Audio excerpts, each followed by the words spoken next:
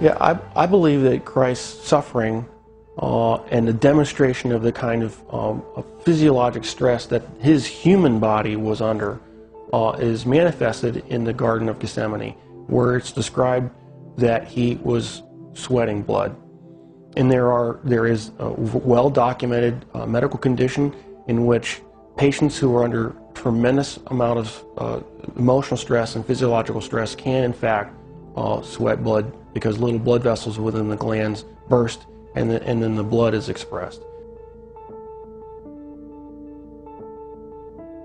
The scourge involved the use of a short whip with pieces of typically metal, sometimes bone, sometimes pieces of porcelain wrapped in these leather straps, which is then utilized to come across typically the back, the shoulders, the legs of the victim. The first few passes across a particular body part would tear through the skin, the fat, but eventually, once the outer layers were torn away, it would start getting in the muscle and the tendon. And of course, along the way, you're ripping through all the blood vessels that supply all those tissues. And so you're losing blood the whole time. The plant that was described actually had a very long thorn, not the little thorns that we would think from a rose bush. These were thorns that were typically 1.5 inches to 2 inches in length. The scalp is one of the most vascular portions of our body. It's got a huge blood supply up there.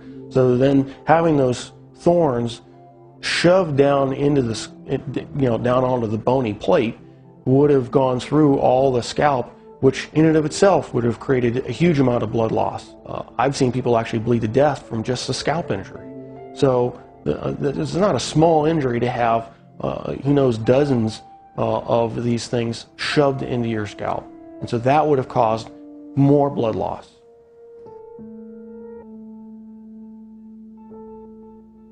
Typically when a victim has to carry the cross, what has been described in the literature, in actual Roman literature, is they describe, they carry the crossbar.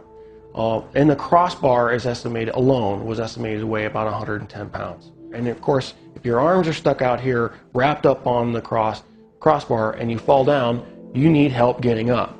You just can't get up on your own, because there's no possible way without your arms to get up. So he would have needed help getting up. If he fell over, there's a good chance that he could have hit his chest, which then could account for the possibility of a cardiac injury.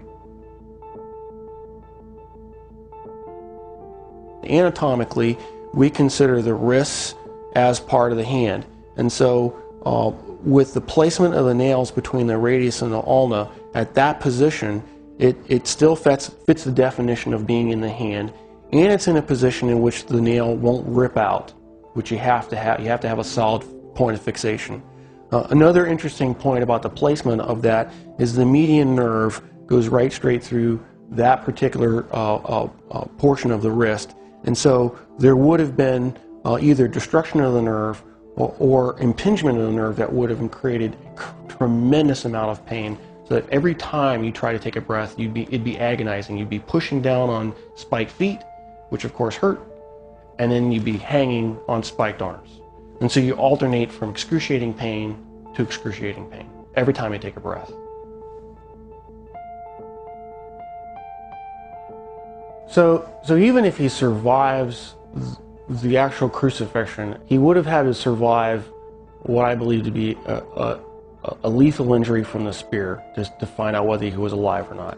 What's described is the loss of water and blood, and that would entail either either a pleural effusion or pericardial effusion, and the blood would have come from either pulmonary artery, a pulmonary vein, the aorta or vena cava, or the heart itself. None of those injuries, unless you're treated immediately by a trauma surgeon like myself, with all the advanced equipment that we have, would be survivable after even a few minutes. Christ, as the Son of God, could have survived anything. He chose to manifest himself as a human at that point in time, and allowed himself to die. And being human at that point in time, he could not have survived this particular series of traumas. It's not possible. Christ as God could have survived anything they threw at him. But he chose to be Christ, the human, at that point in time to die for our sins. And that given that self-limitation of remaining to be human, he died. He did not survive the event.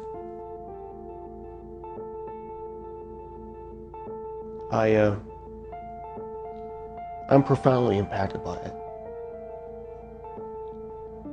Because I realized the price that he paid was something